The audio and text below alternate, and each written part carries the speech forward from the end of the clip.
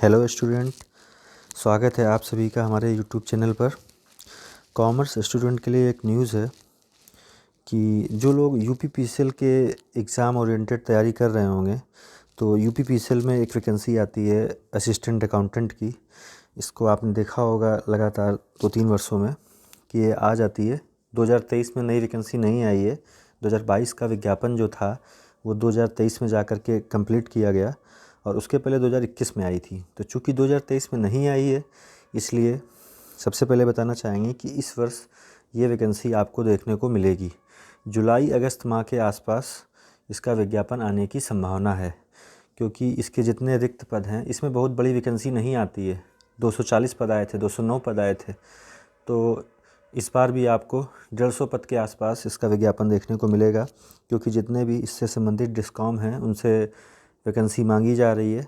तो जो भी वैकेंसी बनेगी जून जुलाई तक उसका जो है एडवर्टाइजमेंट आपको देखने को मिल जाएगा।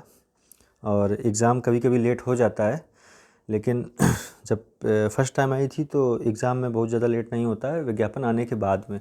तो जो लोग इसकी तैयारी कर रहे हैं उनको अभी से तैयारी करने की तैयारी बढ़ानी चाहिए अपनी।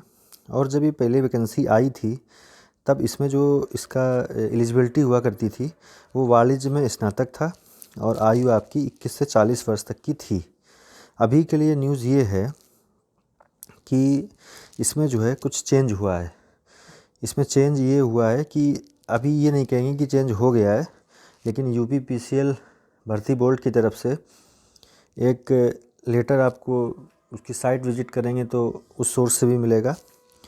तो उसमें जो है एक लेटर है और उस लेटर के माध्यम से आप इसमें देख पा रहे होंगे कि जो वैकेंसी थी सहायक लेखाकार की, उसमें जो योग्यता बीकॉम हुआ करती थी, जिसकी 70% भर्ती सीधी भर्ती के माध्यम से होती थी। कहने का मतलब ये है कि प्रमोशन नहीं होता था, 70% बाहर से ही लिए जाते थे कैंडिडेट।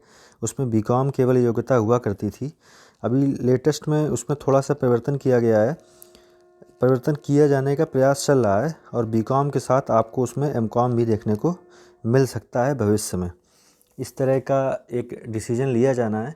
अगर जो बोर्ड के सभी मेंबर एग्री कर गए तो बीकॉम के साथ में एमकॉम भी चाहिए होगा। तो जिन एस्पायरेंट ने एमकॉम कर रखा है ये उनके लिए बेस्ट न्यूज़ हो सकती है, क्योंकि सभी बीकॉम वाले एमकॉम नहीं हैं। ये बात भी हकीकत है, इसको भी स्वीकारना है कि अगर जो इसकी योग्यता एमकॉम हो गई तो निश्चित है कि एमकॉम में कंपटीशन उतना नहीं रह जाएगा जितना बीकॉम में होता। और जो रही बात इसकी सिलेबस की, तो सिलेबस अभी तक इसमें जो है 2 एग्ज़ाम, मतलब एक एग्ज़ाम में 2 भाग में पेपर होता था। पहले भाग में कंप्यूटर आता था और उसमें आपको 50% अंक लाना अनिवार्य था। अगर आपने ऐसा नहीं किया तो दूसरे भाग की कॉपी नहीं जांची जाती थी। और दूसरे भाग में 150 अंक होता था, जिसमें से हिंदी, इंग्लिश और मैथ, इसके 75 क्वेश्चन मिलते थे और 75 क्वेश्चन आपको अकाउंटेंसी, ऑडिटिंग और इनकम टैक्स के मिला करके मिलते थे। तो सिलेबस में इसके किसी भी चेंजमेंट की कोई भी न्यूज़ नहीं है। सिलेबस इसका वही रहने वाला है। कंप्यूटर का स्तर इसमें अच्छा खासा रहता है। आप पिछले वर्षों के पेपर देखेंगे आपको ईजिली मिल जाएंगे। लोगों की आंसर की आती थी तो पेपर भी ईजिली मार्केट में उपलब्ध हैं, लेकिन उसमें लेवल अच्छा खासा रहता था। तो सिलेबस में इसमें कोई भी चेंजमेंट होने की संभावना नहीं है। लेकिन ये जो योग्यता संबंधित बदलाव है इस पर अभी तो नहीं कुछ कंफर्म है, लेकिन ये निश्चित है कि बदलाव हो सकता है। और अगर जो बदलाव हुआ तो वो जो है आपको 1-2 महीने में उसकी न्यूज़ मिल जाएगी न्यूज़पेपर के माध्यम से। वो सभी के लिए सार्वजनिक सूचना जारी की जाएगी भर्ती आने के पहले। तो अगर जो उस तरह की कोई न्यूज़ होगी तो आपको उस समय पर बता दिया जाएगा।